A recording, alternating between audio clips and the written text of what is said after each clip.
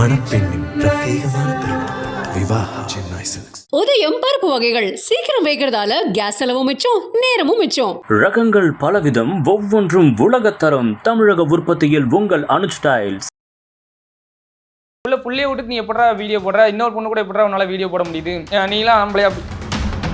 நான் எங்க வந்து பிள்ளை விட்டு சுத்துறேன், எனக்கு சூழ்நிலை அப்படி அமைஞ்சிருக்கு. என்ன பண்ண அதுதான் ப்ரோ, அதெல்லாம் இந்த இப்போ பசங்க வந்து கெட்ட வார்த்தையில பேசுவாங்க, நானும் அவங்க கிட்ட பதில் கெட்ட. ஆனால் இந்த பொண்ணுங்க சில பேர் வந்துட்டு பேசும்போது இந்த கான்ட்ரவர்சிஸ் வந்து எப்படி உங்களை அடிச்சுட்டு சுத்திட்டே இருக்கிறதுக்கு என்ன காரணம் அப்போல இருந்து இப்போ வரைக்கும்? இவனுக்கு எப்படி எல்லாரும் ஆதரவு கொடுக்குறாங்க அப்படின்னு சொல்லி யோசிக்கிறனால இவன்ட்டு ஏதாவது ஒரு குறை இருக்கும்னு தேடிக்கிட்டே இருக்கிறாங்க. அதுக்கேற்ற மாதிரி நான் அந்த குறையை கொடுத்தாதான் நீ பாப்பியா, சரி நான் குறையை கொடுக்குறேன்ற மாதிரி குறையை கொடுத்து. சில பேர் வந்து இல்லை இதை வந்து நீ இன்னும் திமிரா பேசுற, நீ வந்து இப்படி பேசுற, உனக்கு மட்டும் தான் பேசுறீன்னு நினைக்காத, எங்களுக்கு பேசுறீ அப்படிங்கும் போது எனக்கு நான் அது பெருசாக மைண்ட்லேயே எனக்கு ஏற்றிக்கவே தெரியல. சரி நீ பேசுறா இருந்தால் பேசுறா, நீ நான் பேசிக்கலாம் வா டிஎம்வான்னு சொல்லிட்டு வந்தால் ஒருத்தனை வர மாட்டான். இப்படி தான் மிரட்டல் வந்திருக்கா உங்களுக்கு?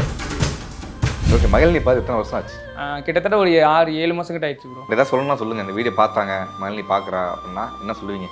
பார்த்தோன்னா அழதான் இருக்குது, எனக்கு வேர்ட்ஸ்லாம் வரவே வராது.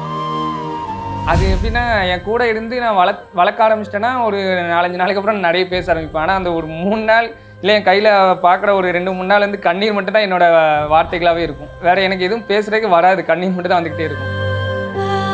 அந்த வீடியோ மணி ஒன்று வீடியோ போட்டிருப்பேன், இந்த ப்ரெக்னன்சி ரிவீல் வீடியோ. அதிலே பார்த்தீங்கன்னா நான் ரொம்ப எமோஷனல் ஆகிப்பேன். நிறைய இது கட் பண்ணியிருந்தேன். அதுலேயே நான் ரொம்ப எமோஷனலாக இருந்திருப்பேன். எதனாலனா அவன் நார்மலாக அவன் குழந்தை பெற்றுக்கிறது அது ஒன்றும் எனக்கு அவ்வளோ பெரிய விஷயம்லாம் இல்லை. எனக்கு எதுக்கு அது அவ்வளோ பெரிய விஷயமா தெரிஞ்சுன்னா ஏன் காதுபடவே நிறைய பேர் வந்துட்டு அவனை இப்போ அண்ணன் அந்த கேள்வி கேட்கணும். பட் வந்து ஒரு தம்பி அவங்களோட கேள்வி கேட்குறேன். ஆனால் மணிக்கு வந்து ஃபஸ்ட்டு நிறைய நெகட்டிவ் கமெண்ட் வந்தது என்னன்னா, நீ குழந்தை இல்லை உனக்கு, நான் வந்து நீ ஆம்பளை இல்லடா சம்திங் அந்த மாதிரி வந்து அவரே நம்ம இன்ட்ரெஸ்ட் சொல்லிக்கிறேன். குழந்தை பெற்றாதான் ஆம்பளையா அப்படிலாம் சொல்லிக்கிறேன். இப்போ ஒரு நல்ல நியூஸ் வந்து நடந்திருக்கு. ஏதோ கடவுள் புண்ணியத்தில் வந்து ஒரு பயங்கரமான நியூஸ் நடந்திருக்கு. அப்படிங்கிறப்போ தனா வந்து ப்ரெக்னென்ட் ஆகிட்டாங்க. அப்படிங்கிறப்போ அது எவ்வளோ ஹாப்பியாக இருக்குது? அந்த பேசின வாயினுக்கு என்ன பதில் சொல்ல போறீங்க? அதுதான் ப்ரோ. இப்போ அந்த வீடியோ மணி ஒன்று வீடியோ போட்டிருப்பேன், ப்ரெக்னன்சி ரிவீல் வீடியோ. அதிலே பார்த்தீங்கன்னா நான் ரொம்ப எமோஷனல் ஆகிப்பேன். நிறைய இது கட் பண்ணியிருந்தேன். அதுலேயே நான் ரொம்ப எமோஷனலாக இருந்திருப்பேன். எதனாலனா அவன் நார்மலாக அவன் குழந்தை பெற்றுக்கிறது அது ஒன்றும் எனக்கு அவ்வளோ பெரிய விஷயம்லாம் இல்லை. எனக்கு எதுக்கு அது அவ்வளோ பெரிய விஷயமா தெரிஞ்சுன்னா ஏன் காதுபடவே நிறைய பேர் வந்துட்டு அவனை அந்த மாதிரி பேசுகிறாங்க. இன்னொன்று அவன் அதை கேட்டால் அதுக்கு அவன்கிட்ட பேசி ஜெயிக்க முடியாது. அதனால் அவன் பேசியே சமாளிச்சிடுவான். ஆனால் எனக்கு டக்குன்னு கோவம் தான் வரும். இன்னும் ஃபேமிலிக்குள்ளலாம் சில பேர் பேசி அவங்ககிட்டலாம் நான் கெட்ட வார்த்தையில் இல்லாத கெட்ட வார்த்தையே கிடையாது, புதுசாக தோண்டி எடுத்துலாம் கெட்ட வார்த்தை போட்டு பேசி அந்த அளவுக்குலாம் அசிங்கமாக திட்டி நேரில் கிடச்சிருந்தா சண்டை போட்டுறணும் அப்படின்ற ஒரு மென்டாலிட்டியில் அவ்வளோ கோவலாம் பட்டிருக்கிறேன். நிறைய பேர் பேசும்போதெல்லாம் எனக்கு அவங்க கூட நான் சண்டை போட்டுப்போம், இவன் சேர்ந்துருவான். எனக்கு இவன் மேலே கோவம் வரும்.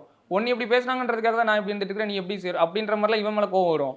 அந்த மாதிரிலாம் இவ்வளோ பேர் பேசுகிறாங்க, இவங்க முன்னாடி ஏதாவது ஒன்று நல்லது நடந்துடாதான்னு நான் ரொம்ப நாளாக நினச்சிட்டே இருந்தேன். டக்குன்னு சொல்லுவோம், அந்த இடத்துல என்னால் எமோஷனல் கண்ட்ரோல் பண்ணவே முடியல. அம்மா இவ்வளோ ஹாப்பி ஆகிட்டாங்க? அம்மா நான் நேரில் பார்க்கல. நான் அப்போ வந்து தேனியில் அதை சொன்னல அந்த ஷூட்டில் இருந்தேன். ஆனால் அம்மா பயங்கர ஹாப்பி. இப்போ வந்து அவங்கள கையிலேயே பிடிக்க முடியல. இன்னும் ஒரு 8 மாதம் எப்படா போவோம் அப்படின்ற மாதிரி ஒரு துடிப்பிலே தான் இருந்துட்டு இருக்கிறாங்க. எல்லாருமே ஃபேமிலியில் எல்லாருமே அப்படி தான், எப்போ அந்த குழந்தைய கையில் தூக்கும் அப்படின்றது தான் ஒரு இது. ஓகே, இப்போ உங்கள் லைஃப் வந்து இப்படி பிரிக்கலாமா? தனா வர்றதுக்கு முன்னாடி வந்து ஒரு மாதிரி கான்ட்ரவர்சி அண்ட் சம்திங் இது பிரச்சனை இருந்துச்சு. தனா வந்ததுக்கப்புறம் லைஃப் எப்படி இருக்கு உங்கள் வீட்டுக்கு நுழைஞ்சதுக்கப்புறம்? அது என் லைஃப் வந்து எப்பவும் போல தான் ஹோல் ஃபேமிலி லைஃப். ஃபேமிலி லைஃப்னு பார்த்தீங்கன்னா முன்னாடி வந்து 2 பேரை நினச்சி அம்மா கவலைப்பட்டுட்டு அழுதுட்டு வச்சுட்டு இருந்தாங்க. இப்போ வந்து ஒருத்தன் ஓகே அப்படின்ற என்னை மட்டும் நினச்சிட்டு இருக்காங்க. ஆனால் எங்கள் அம்மாவுக்கு புரிய மாட்டேங்குது நான் சந்தோஷமா தான் இருக்கிறேன்றதை வந்து சொன்னாலுமே அது அவங்களால புரிஞ்சிக்க முடியல. ஃபேமிலியில யாருக்குமே அது புரிஞ்சிக்க முடியல. அதனால தனானி வர்றதுக்கு முன்னாடி வந்து மணி வந்து ரொம்ப அடமெண்ட். அவன் எப்படின்னா ஒரு விஷயம் முடிவு எடுத்துட்டானா அது அப்படிதான் அப்படின்ற மாதிரி இருப்பான். ஆனால் அவன் ஃபர்ஸ்டே வந்து கல்யாணம் வேணாம் தான் சொன்னான். முதல்ல வந்துட்டு கல்யாணம் வேணாம் தான் சொன்னான். அப்புறம் நாங்கள் தான் இவன் கல்யாணம் பண்ணிக்கிறது சம்மதிக்கிறதே பெரிய விஷயம்னு சொல்லிட்டு கல்யாணம் பண்ணி வச்சோம். அப்புறம் இதுக்கப்புறம்லாம் அவன் பண்ணவே மாட்டான் அப்படின்ற மாதிரி தான் நாங்கள் எல்லாருமே யோசிச்சுட்டு இருந்தது. ஆனால் எப்படி தெரில எனக்கு, அது அவங்க 2 பேருக்குள்ள என்ன மேஜிக் நடந்துச்சுன்னு தெரில, கல்யாணத்துக்கு சம்மதிச்சிட்டாங்க. அது ரொம்பவே சந்தோஷமா இருந்துச்சு கல்யாணத்துக்கு சம்மதிச்சிட்டாங்கன்றது. அப்புறம் கல்யாணம் பண்ணதுக்கப்புறம் அவன் லைஃப் வந்து சூப்பராக இருக்குது இப்போ. அதனால என் லைஃப்புமே நல்லா தான் இருக்கு. ஆனால் அது பேரண்ட்ஸ் சைடில் சுற்றி உள்ளவங்க சைடில் அதை புரிஞ்சிக்க முடியல. இல்லை அவன் வந்து ஃபீல் பண்ணுறான் கஷ்டப்படுறான்னு அவங்களாம் நினச்சிக்கிறாங்க. ஆனால் நான் உண்மையாகவே சந்தோஷமாக தான் இருக்கிறேன் இப்போ. பட் நீங்கள் போன இன்டர்வியூ நீங்கள் சொல்லியிருந்தீங்க, நான் தூத்துக்குள்ள வந்து எடுத்தேன்ல, அப்போ சொல்லியிருந்தீங்க அம்மாக்காக தான் கல்யாணம் முடிச்சு தான் ஆகணும், ஒரு வழி இல்லை அப்படிமா சொல்லியிருந்தீங்களே. அப்போ வந்து இப்போ வந்து கல்யாணம் முடிக்க மாட்டேங்கிறீங்க, நடுவில் என்ன நடந்துச்சு? நான் ஒண்ணுமே நடக்கல ப்ரோ. நான் அப்பவே வந்து முடியாதுன்னு தான் சொல்லி இருந்திருப்பேன். ஆனா அம்மாவையும் பக்கத்துல உட்காரச்சு எல்லாரையும் உட்காரச்சு கேட்டீங்களா, முடியாதுன்னு சொன்னா நீங்க போனதுக்கு அப்புறம் அப்போ இந்த மைண்ட் செட்ல தான் இருக்கானு சொல்லி அவங்க நைட் ஃபுல்லா உட்காந்து புலம்ப ஆரம்பிச்சிருவாங்க. இன்னொன்னு அம்மாட்ட என்னன்னா நம்ம என்ன சொன்னாலும் காது கேட்காத மாதிரியே இருப்பாங்க. நைட்டு ஃபுல்லாக உட்காந்து அழுதுகிட்டே இருப்பாங்க. என்னம்மா அழுகுறானே, நீ காலையில் அப்படி சொன்னல அப்படின்னுவாங்க. ஐயோ இது இன்னுமா ஞாபகம் வச்சுட்டு இருக்கிற அந்த மாதிரி இருக்கும். அதனால அவங்க முன்னாடி சரி அம்மாக்காக பண்ணிக்கிறேன்ற மாதிரி சொன்னேன். ஆனால் இந்த இன்டர்வியூ பார்ப்பாங்களான்னு தெரியல. பார்த்தாங்கனாலுமே நான் அம்மாட்ட சும்மா இன்டர்வியூக்காக சொன்னோமா, நீ சொல்லுமா நான் கல்யாணம் பண்ணிக்கிறேமான்ற மாதிரி சும்மாவது அதுதான் நான் தான் நடிச்சிட்டோனே நல்லா நடிச்சுக்கிட்டேன். பட் பர்சனலாக பழகிருக்கனால இப்போ மணியும் சரி ராஜும் சரி இன்னசென்ஸ் வந்து அவங்களுக்கு வந்து எல்லாத்தையும் நம்புகிற ஒரு கேரக்டரு. இந்த சோசியல் மீடியாவில் சொல்கிற அளவுக்கு அந்த நெகட்டிவிட்டியே அவங்களுக்கு இருக்காது. பர்சனலாக பழகலாம். இப்போ என்கிட்ட ஏதாவது கேட்டாங்கன்னா அந்த பசங்களா அப்படிம்பாங்க. நான் வந்து இல்லை அந்த பையனுக்கு தெரியாது அவங்களுக்கு, அவங்க ரொம்ப நல்லவங்க ரொம்ப நாங்கள் சொல்லுவோம். இந்த கான்ட்ரவர்சிஸ் வந்து எப்படி உங்களை அடிச்சிச்சு சுற்றிக்கிட்டே இருக்கிறதுக்கு என்ன காரணம் அப்போலேருந்து இப்போ வரைக்கும்? அதான் ஃபஸ்ட்டு வந்து நம்ம ஒரு விஷயம் யாருக்குமே புரியல. நிறைய பேர் என்னன்றாங்கன்னா, நீங்கள் மீடியாக்குள்ளே எல்லாம் சொல்கிறதுனால, மீடியாக்குள்ளே நீங்கள் எல்லாம் பேசுகிறதுனால மட்டும்தான் அவங்கள நாங்கள் எல்லோரும் கேள்வி கேட்குறோம். நீங்கள் பொது வெளியில் கொண்டு வரலன்னா நாங்கள் ஏன் கேள்வி கேட்க போகிறோம் அப்படின்ற மாதிரி சொல்கிறாங்க. ஃபஸ்ட்டு நாங்கள் எல்லாருமே சேர்ந்து வீடியோ போட ஃபேமிலியாக வீடியோ போட ஆரம்பிச்சிட்டு திடீர்னு நான் தனியாக போயிட்டு உட்காந்துட்டு போட்டிருந்தேன்னா எல்லாருமே நீ என்ன கேள்வி கேட்பாங்கன்னா, பிள்ளைய விட்டுட்டு நீ என்னடா தனியாக ரீல்ஸ் பண்ணிட்டு இருக்கிற, தனியாக நீ இருந்துட்டு இருக்கிற அப்படின்னு எல்லாரும் கேள்வி கேட்க தான் செய்வாங்க. அப்போ நம்ம அவங்களுக்கு பதில் நான் ஃபேமிலியாக போடாமல் ஸ்டார்டிங்லேருந்தே நான் மட்டும் தனியாக போட்டிருந்தேன்னா யாருக்கு நான் எந்த பதில் சொல்ல தேவையில்லை. நான் ஸ்டார்டிங்லேருந்து ஃபேமிலியாகவே எல்லாருமே போட ஆரம்பிச்சிட்டோம். அப்படிங்கும்போது அவங்க கேள்வி அது கேட்கறதுக்கு முன்னாடி நம்ம சொல்லிடணும் அப்படின்றதுனால தான் இந்த மாதிரி எங்களுக்குள்ள ஒரு மிஸ் அண்டர்ஸ்டாண்டிங் அப்படின்றது எல்லாத்தையுமே நான் வெளியில் கொண்டு வந்தது. இவங்க நீ வெளியில் கொண்டு வந்ததுனால தான் பிரச்சனை, இல்லைனா நாங்கள் யாருமே கேள்வி கேட்டிருக்க மாட்டோம் அப்படின்ற மாதிரி நினைக்கிறாங்க. வெளியில் கொண்டு வராமல் இருக்க முடியாது. ஏன்னா நான் ஸ்டார்டிங்லேயே ஃபேமிலியாக கொண்டு வந்துட்டேன். அதனால நான் கொண்டு வந்து தான் ஆகணும். அது யாருக்குமே புரிய முடியும். சரி இவங்க வந்து கண்டிப்பாக கேட்பாங்கல்ல ப்ரோ, நீங்கள் எதனால் இப்படி தனியாக இருந்துட்டு இருக்கீங்கன்னு கண்டிப்பாக கேட்க தான் செய்வாங்க. அப்போ நம்ம பதில் சொல்லி தான் ஆகணும். அதனால நான் என் மேலே எந்த தப்பும் இல்லைன்றதுனால நான் என் பாட்டுக்கு எல்லாத்தையுமே சொல்ல ஆரம்பித்தேன். அது நிறைய பேருக்கு பிடிக்காம நீ ஒன்னால தான் இப்போ ஃபேமிலி இப்படி ஆயிருக்குது வச்சிருக்குது அப்படின்ற மாதிரி நினைச்சிட்டு இருக்காங்க. அது புரிஞ்சுக்கல யாருமே, அவ்வளோதான். புரிஞ்சுக்கிடாம இன்னொன்று என்னன்னா, அதான் ஒருத்தர் இப்போ நீங்கள் நல்லவங்க நான் சொல்கிறேன்னா என் பக்கத்துல இல்லை இவன்ட்டு ஏதாவது ஒரு குறை இருக்கும் அப்படின்னு சொல்லி உங்களை வந்து நல்லவனு அக்செப்ட் பண்ணிக்க மாட்டாங்க. தேடிக்கிட்டே இருப்பான், உங்ககிட்ட என்ன மிஸ்டேக் இருக்குன்னு சொல்லி கண்டுபிடிக்குன்னு சொல்லி தேடிட்டே இருப்பான். நீங்கள் அப்போ வந்து என்ன சாப்பிட்டேன்னு கேட்குறேன், எனக்கு என்ன சோத்துக்கு வழி இல்லாமையா இருக்கேன் அப்படின்ற மாதிரி அவனுக்கு புரியாது. அதுதான் இந்த சில ஆடியன்ஸு. சில பேர் வந்துட்டு என்னன்னா, இவனை எப்படி எல்லாரும் நல்லவன் சொல்றாங்க, இவனை எப்படி எல்லாரும் இவன் பாவம்னு சொல்றாங்க, இவனுக்கு எப்படி எல்லாரும் ஆதரவு கொடுக்குறாங்க அப்படின்னு சொல்லி யோசிக்கிறதுனால இவன்ட்டு ஏதாவது ஒரு குறை இருக்கும்னு தேடிக்கிட்டே இருக்கிறாங்க. அதுக்கேற்ற மாதிரி நானும் அந்த குறையை கொடுத்தாதான் நீ பாப்பியா, சரி நான் குறையை கொடுக்குறேன்ற மாதிரி குறையை கொடுத்துட்டேன். அவ்வளோதான். இந்த பட்டுன்னு பேசுறது வந்து உங்களுக்கு என்னெல்லாம் விளைவுகளை கொடுத்துருக்கு? ஏன்னா இவ்வளோ ஹானஸ்டாக பேசுறது, ஸ்ட்ரெயிட் ஃபார்வர்டாக பேசுறது வந்து சில பேருக்கு ஆபத்தாக முடியும். எந்த மாதிரி டிஸ்அட்வான்டேஜ் கொடுத்துருக்கு உங்களுக்கு? எனக்கு அதான் ப்ரோ, எனக்கு 90% வந்து எல்லாருமே இவர் எதனால ஓப்பனாக பேசுகிறாரு, நேரடியாக பேசுகிறாரு, இவர்கிட்ட எந்த ஒரு ஒளிமுறையும் இல்லைன்னு சொல்லிட்டு பாசிட்டிவ் தான் வருது. சில பேர் வந்து இல்லை இதை வந்து நீ இன்னும் திமிரா பேசுகிற, நீ வந்து இப்படி பேசுகிற, உனக்கு மட்டும் தான் பேசுறீன்னு நினைக்காத, எங்களுக்கு பேசுகிறேன் அப்படிங்கும்போது எனக்கு நான் அதை பெருசாக மைண்ட்லேயே எனக்கு ஏற்றிக்கவே தெரியல. சரி நீ பேசுகிறா இருந்தால் பேசுகிறா, நீ நான் பேசிக்கலாம் வா டிஎம் வான்னு சொல்லிட்டு வந்தால் ஒருத்தனும் வர மாட்டான். இன்னொன்று என்னன்னா, நிறைய பேர் வந்துட்டு இங்கே நம்ம கமெண்ட்டில் பேசிடுவானுங்க, டிஎம்மில் பேசிடுவானுங்க. ஆனால் நான் ஒரு ஊருக்கு மதுரை போகிறேன்னு அப்டேட் பண்ணிட்டு தான் போவேன். ஈரோடு போகிறேன், இங்கே கோயம்புத்தூர் போகிறேன், சென்னை வரேன் எல்லாம் அப்டேட் தான் பண்ணிட்டு தான் போவேன். அவன் ஏரியா எந்த ஏரியான்னு கேட்டு நான் என் அட்ரஸ்லாம் அனுப்பிச்சு விட்ருக்கு. நிறைய பேருக்கு என்கிட்ட தப்பாக பேசுகிற நிறைய பேருக்கு என்னோட அட்ரஸ், ஃபோன் நம்பர் எல்லாமே கொடுப்பான். நான் ஒருத்தனும் கால் பண்ண மாட்டான், வீட்டுக்கு வர மாட்டான், அவனோட அட்ரஸ் கொடுக்க மாட்டான், ஃபோன் நம்பர் கொடுக்க மாட்டான். நான் நேரில் இந்த ஊருக்கு போகிறேன்னு சொல்லி அந்த ஊருக்கு போனால் அங்கே நேரில் வந்து எவனுமே பேசவே மாட்டான். சும்மா இது வந்து ஒரு ஃபேக் ஐடின்னு சொல்லிட்டு ஒரு குரூப் இருக்கு ப்ரோ. அதில் போய் ஃபாலோவர்ஸ்ன்னு பார்த்தீங்கன்னா 0 ஃபாலோவர், 1 ஃபாலோவர், நியூ ஐடி இப்படி தான் இருக்கும் எல்லாருமே. ஓரளவு கொஞ்சம் ஃபாலோவர்ஸ் வச்சுருக்கிறவங்க யாருமே வந்து எல்லாமே அவங்க புரிஞ்சுக்கிட்டவங்க யாருமே பேசவே மாட்டாங்க.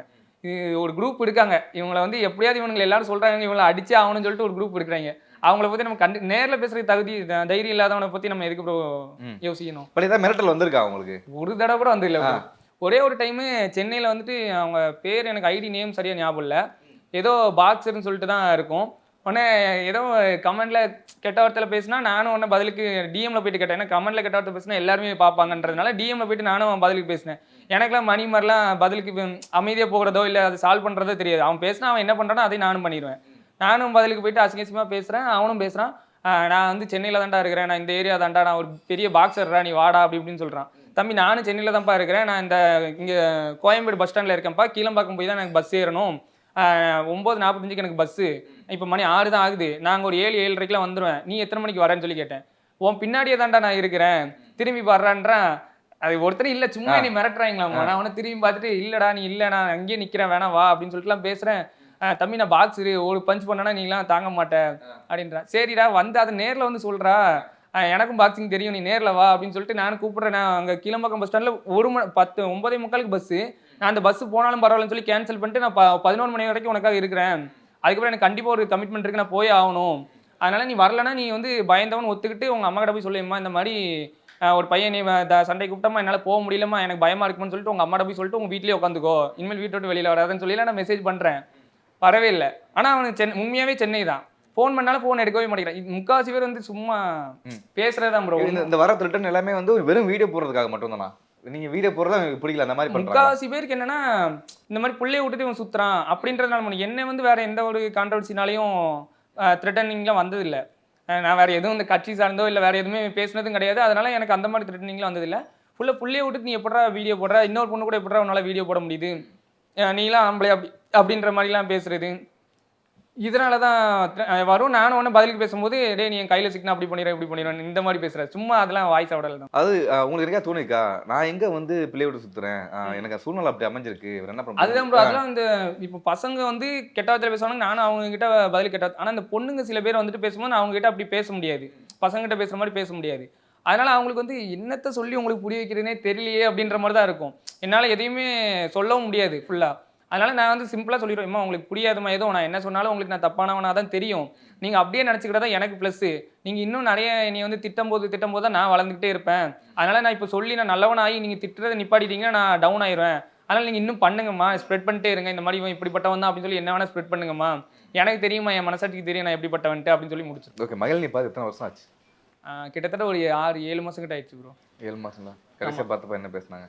லாஸ்ட்டாக அதான் நான் ஒரு ஸ்டேஷன் பிரச்சனையில தான் சொல்லியிருந்திருப்பேன்னு நினைக்கிறேன். ஒரு லைவ்ல கூட சொல்லிப்போம், ஒரு வீடியோவில் சொல்லிப்போம். ஸ்டேஷன் பிரச்சனையில தான் பாப்பா அவங்க கூப்பிட்டு வந்திருந்தாங்க. அப்போ பாப்பா பார்த்துட்டு பாப்பா எப்படின்னா முன்னாடிலாம் என்னை பார்த்தா அப்பான்ட்டு கத்துவா ஓடி வருவா. அந்த டிவோர்ஸ் கேஸ் ஆனிச்சுல அந்த டைம்லலாம் அங்கே இருந்துட்டு அப்பான்னு சொல்லிட்டு தலையாட்டுவேன், நானும் இங்கே இருந்துட்டு தலையாட்டுவேன், அப்படிலாம் பேசிட்டு இருந்தோம். ஆனால் என்கிட்ட வரதுக்கு பயப்படுவா. அதே மாதிரி அன்னைக்கெலாம் வந்து போகும்போது ஸ்டேஷன் பிரச்சனை போகும்போது என் பின்னாடி நிறைய பேர் இருந்தாங்க, பசங்க நிறைய கூட்டமாக இருந்தாங்க. அவள் அப்படி கூட்டத்தை பார்த்தாலே பயந்துட்டு போயிடுவா. ஆனால் அன்னைக்குன்னு பார்த்துட்டு அப்பா அப்பான்ட்டு ஓடி வரா, அந்த கூட்டத்தை பார்த்துட்டு ஓடி வரா. ஆனால் அவங்கள இது பண்ணி வச்சுட்டாங்க. அப்போலாம் வந்துட்டு அப்பா அப்பான்னு பேசினா மற்றபடி பெருசாலாம் எதுவும் பேசிக்கல. பார்த்தது அப்போ தான் கடைசியாக பார்த்தது. பட் இப்போ கேட்குறேன், உன் மனசில் என்னெல்லாம் ஆசை இருக்குது? இப்போ வந்து இந்த பீரியடில் இது கற்பனையாக வச்சுப்போமே, மகிழ் இப்போ கூட இருந்தால் என்னெல்லாம் பண்ணணும்னு ஆசை உங்களுக்கு? அது எப்படி வேர்ட்ஸ்னாலும் சொல்கிறதுனே தெரில ப்ரோ. ஏன்னா நிறைய நான் நினச்சிருக்கிறேன், இது வாங்கி கொடுக்கணும் அது வாங்கி கொடுக்கணும், இங்கே கூட்டு போகணும் அங்கே கூட்டு போகணும். அவளுக்கு நான் வந்து சின்ன வயசுலேயே எனக்கு என்ன எய்ம்னு சொல்லி கேட்பாங்க. அப்போ கேட்கும்போது நான் சொல்கிறதுலாம் அப்போ விவரம் தெரியாத புதுசில் ஒரு 6-7 படிக்கும் போதெல்லாம் சொல்கிறதுலாம் என்ன சொல்லுவேன்னா, ஒரு பழமொழி படிச்சு கட்டுறது கைமண் அளவு கல்லாதது உலக அளவுன்னு சொல்லியிருக்கும். அதை வந்து நான் மாற்றணும், கட்டுறது உலக அளவு கல்லாதது கைமண் அளவுன்னு சொல்லி மாற்றணும் அப்படின்ற மாதிரி. அது நடக்காது. ஆனால் அப்போ ஒரு ஆசை, எனக்கு எல்லாமே தெரிஞ்சுக்கணும், எல்லாத்தையும் பார்த்துடணும் அப்படின்னு சொல்லிட்டு அதை வந்து என்னால் பண்ண முடியலன்றது எனக்கு ஒத்துக்கிட்டேன். இப்போ நான் ஒரு மெச்சூர்டாக ஒத்துக்கிட்டேன். ஆனால் வந்து பாப்பாவுக்கு அப்படி இருக்கக்கூடாது, அவளுக்கு தெரியாதே இருக்கக்கூடாது, உலகத்தில் எல்லாமே தெரிய வச்சிடணும், எல்லா இடத்துக்கும் கூப்பிட்டு போயிடணும் அப்படின்ற மாதிரிலாம் ரொம்ப ஆசைப்பட்டேன்.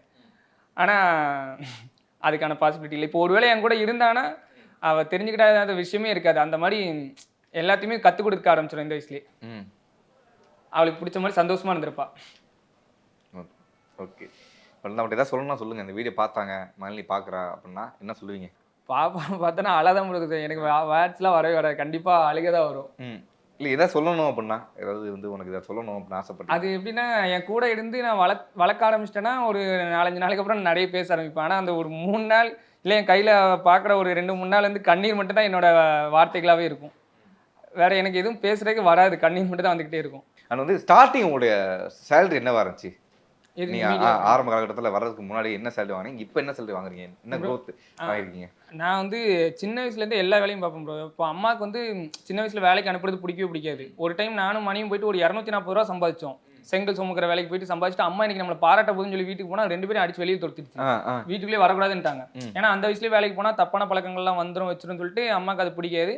மணி அம்மா பேச்சு அப்படியே உள்வாங்கி அப்படியே கேட்கக்கூடிய ஒரு ஆள். அதனால் அவன் வேலைக்கு போனதில்லை. அதுக்கப்புறம் ஃபுல்லாக கிரிக்கெட் விளாடுறது, அவன் அப்படி ஜாலியாக. நான் வந்து ஃபுல்லாக அந்த விறகு வெட்டுறது, அதுக்கப்புறம் செங்கல் சுமக்கிறது, அப்புறம் கொத்த வேலை பார்க்குறது, இந்த மாதிரி எல்லா வேலையும் அப்போதே பார்த்து நான் வீட்டில் காசு கொடுக்க மாட்டேன். நான் பாட்டுக்கு நான் நல்லா செலவு பண்ணிட்டு சுற்றி தெரிஞ்சிடுவேன்.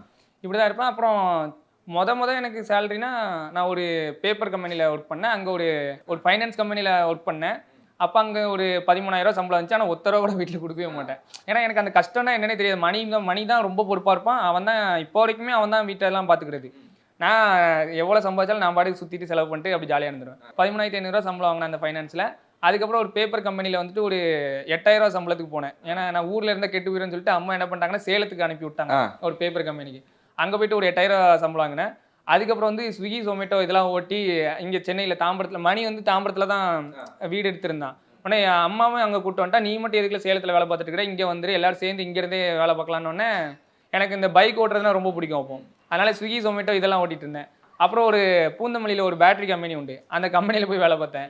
அதுக்கப்புறம் லாஸ்ட்டாக ஒரு ஐடி கம்பெனியில் ஒர்க் பண்ணேன். ஒரு ஐடி கம்பெனியில் இன்டர்னாக ஒர்க் பண்ணேன். 15,000 சம்பளத்துக்கு ஒர்க் பண்ணிட்டு இருந்தேன். 3 மாதம் மட்டும் இன்டர்னு. அதுக்கப்புறம் நீ நல்லா பர்ஃபார்ம் பண்ணனா பிடிஏவாக உன்னைய ப்ரொமோட் பண்ணிடுவேன் அப்படின்னாங்க. அதுக்கப்புறம் தான் பிடிஏவாக ப்ரொமோட் பண்ணாங்க. அது கோயம்புத்தூரில் போஸ்டிங் கொடுத்தாங்க. அங்கே போனோன்னா ஒரு 28,000 சம்திங் சேலரி கொடுத்துட்டு இருந்தாங்க. அதுதான் லாஸ்ட்டாக வாங்கின சேலரி. அதுக்கப்புறம் மீடியா ஃபீல்டுக்குள்ள வந்துட்டோம். இதில் கொஞ்சம் ஃபேம் ஆகவும் ஃபஸ்ட்டு மோஜ்னு ஒரு ஆப் உண்டுல ப்ரோ, அந்த ஆப்ல இருந்து தான் ஒரு 19,000 மந்த்லி கண்டிப்பாக கொடுத்துருவோம், நீங்கள் 30 வீடியோ போட்டால் போதும் அப்படின்ற மாதிரி சொன்னாங்க. என்ன வீடியோ நீங்கள் நார்மலாக பண்ணுற ரீல்ஸே இங்கே போட்டிங்கன்னா போதும், 30 வீடியோ போட்டிங்கன்னா உங்களுக்கு 19,000 சேலரிட்டாங்க. இது நல்லா இருக்கு, ஒரு வீடியோ எடுக்கிறதுக்கு 10 நிமிஷம் தான் ஆக போகுது, போட்டால் நமக்கு ஃப்ரீயாக இருக்குமேன்னு சொல்லிட்டு அதுக்கப்புறம் நான் உட்காந்துட்டு அது மோஜ் அந்த இதை நம்பி நான் வேலையை விட்டுட்டேன். வேலையை விட்டுட்டு அதில் தான் ஃபுல்லாக ஒர்க் பண்ணிட்டு யூடியூப் அப்போ தான் மணி வந்து சொல்லிட்டே இருந்தான், யூடியூப் ஸ்டார்ட் பண்ணலன்னு சொல்லிட்டு இருப்போம். நாங்கள் கேட்கவே மாட்டோம், எதுக்கு அதை போட்டு நீங்கள் பண்ணுறீங்களே பண்ணுங்கன்னு இருப்போம். ரொம்ப அவன் மணிக்கிட்ட என்னென்னா அவனுக்கு ஒன்று கிடச்சிருச்சுன்னா அது எல்லாருக்கும் கொடுக்கணும்னு நினைப்பான். அதனால் எப்படியாவது அது நான் பிடிக்கலன்னு சொன்னால் கூட எப்படியாவது திணிச்சிருவான் எனக்குள்ள.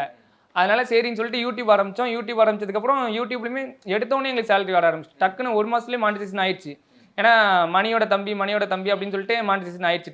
டக்குன்னு ஃபேம் ஆகிட்டோம். இன்னொன்று அவங்க கூட கம்பேர் பண்ணி எல்லாருமே ரீச் பண்ணிட்டாங்க எல்லா வீடியோவுமே. நிறைய பேர் வந்து அப்போ மணியோட ஃபேன்ஸ் தான். அதனால் மணி தான் நல்லா பண்ணுறாங்கன்னு சொல்லும் போது என் வீடியோ பார்த்துட்டு தானே சொல்லுவாங்க. அதனால் ஆட்டோமேட்டிக்காக எனக்குமே டக்குன்னு மானிட்டைசேஷன் ஆயிடுச்சு. அப்புறம் சீக்கிரமாகவே சேலரி வர ஆரம்பிச்சிருச்சு. அப்புறம் யூடியூப்லேயும் ஒரு அமௌண்ட் வருது, மோஜ்லேயும் ஒரு அமௌண்ட் வருது. அதனால் நம்ம இனிமேலாம் வேலைக்கெலாம் போக தேவையில்ல, இதை டெவலப் பண்ணாலே போதும். ஏன்னா நம்ம இப்போ நிறைய பேர் என்ன கேட்குறாங்கன்னா, நீங்களாம் வேலைக்கு போய் உழைச்சி சம்பாதிக்க மாட்டியான்னு. இதுவுமே ஒரு உழைப்பு தான். இன்னொன்று நம்ம வேலைக்கு எதுக்காக போகிறோன்னா சம்பாதிக்கிறதுக்காக தான். அது இங்கேயே கிடைக்கும் போது நான் ஏன் வேலைக்கு போய் தான் சம்பாதிக்கணும் அப்படின்றது ஒன்று இருக்குல்ல. நீங்கள் வந்து இப்போ துபாயில் போய் ஒட்டகம் மேய்ச்சா தான் உனக்கு காசுன்னு கிடையாது. இங்கே நம்ம ஆடு மாடு மேய்ச்சாலும் நமக்கு காசு தான். அது வந்து எல்லாரும் வந்துட்டு நீ ஏன் கஷ்டப்பட்டு உழைக்க மாட்டேங்கிற, துபாய் ஏன் போக மாட்டேங்கிறன்ற மாதிரி நீ ஏன் வேலைக்கு போக மாட்டேங்கிறேன்னு கேட்குறாங்க. எனக்கு இங்கேயே சம்பளம் கிடைக்கும்போது நான் எதுக்கு வேலைக்கு போகணும்? எனக்கு இங்கே சம்பளம் இல்லைன்னா நான் ஆட்டோமேட்டிக்காக வேலை தேடி போக தான் செய்வேன், வேலையை பார்த்து தான் ஆவேன். அதனால் எனக்கு இங்கே எல்லாமே கிடைக்குதுன்றதுனால நான் இதே அப்படியே மெயின்டைன் பண்ணிட்டேன். இப்போ கரண்ட் சேலரி சொல்லவே மாட்டேங்கிறீங்களே, எவ்வளோ வருது? கரண்ட் சேலரி நீங்கள் நினைக்கிற பெருசாக வரல ப்ரோ. ஏன்னா நான் யூடியூப்பில் இப்போ லென்த் வீடியோவே போடுறது இல்லை, போட்டாலுமே பெருசாக ரீச் போடுறது இல்லை, ஷார்ட்ஸ் இந்த மாதிரி தான் போட்டுருக்கேன். இப்போ ப்ரொமோஷனில் வர அமௌண்ட்டு தான். எப்படி மாதத்துக்கு ஒரு 7-8 ப்ரொமோஷனாவது வந்துடும். ஒரு ப்ரொமோஷன் மினிமம் ஒரு 10 to 15Kன்னு வச்சுக்கோங்களேன். அப்போ ஒரு 1.5 லட்சம் மந்த்லி. 1.5 லட்சம்லாம் வராது, ஒரு 70 to 80க்குள்ள வரும். ஓகே, எனக்கு சூப்பர். நான் எப்பவுமே சொல்ற மாதிரி தான், மணி எடுக்கும்போது உங்களையும் எடுக்கும்போது எனக்கு வந்து இந்த பக்கத்து வீட்டு பையன், நம்ம ஃப்ரெண்ட்ஸு அந்த மாதிரி தான் இருக்கும். அந்த மாதிரி தான் நீங்களும் வந்திருக்கீங்க மறைய வச்சு. And thank you very much. உங்கள் நேரத்துக்கு மிக்க நன்றி. என்னோட அழைப்பை ஏற்று தனியாக முதல் முறையாக யூடியூப் வந்து இன்டர்வியூ கொடுத்துருக்கு ரொம்ப நன்றி. Thank you very much. ஓகே. மணப்பெண்ணின் பிரத்யேகமான திருமணம் விவாஹா சென்னை சில்க்ஸ். உதயம் பருப்பு வகைகள் சீக்கிரம் வைக்கிறதால கேஸ் செலவும் மிச்சம், நேரமும் மிச்சம். ரகங்கள் பலவிதம், ஒவ்வொன்றும் உலகத்தரம். தமிழக உற்பத்தியில் உங்கள் அனுஜ் ஸ்டைல்ஸ்.